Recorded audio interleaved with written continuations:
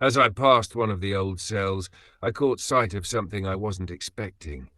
A mirror, cracked and shattered, but still reflecting the dim light. It didn't make sense for something like that to be left intact.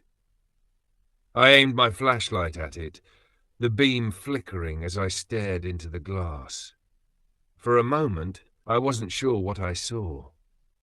In the reflection, I saw the others standing behind me, but they weren't moving. I blinked, confused.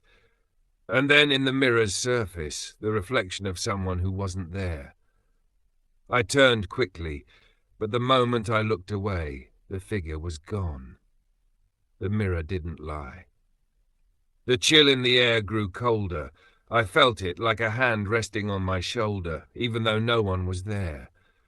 And then a door creaked open, just a few inches. None of us had touched it. That's when we heard the footsteps, slow, dragging. I turned to the others. No one moved. No one even dared to speak. I glanced back down the hallway. There was something, just at the edge of my vision, a dark shadow that shouldn't have been there. It was moving, but when I blinked, it was gone. I wasn't sure if I had seen it, or if my mind was playing tricks.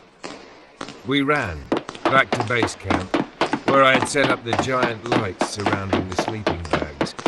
I thought the bright light would help keep whatever was out there at bay, but it didn't.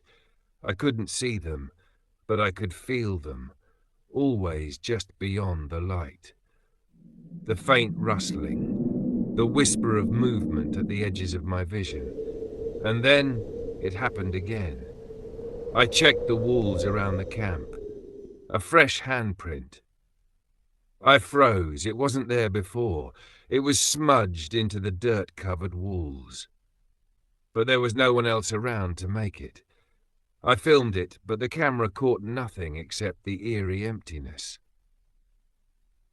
We weren't alone. The final clue.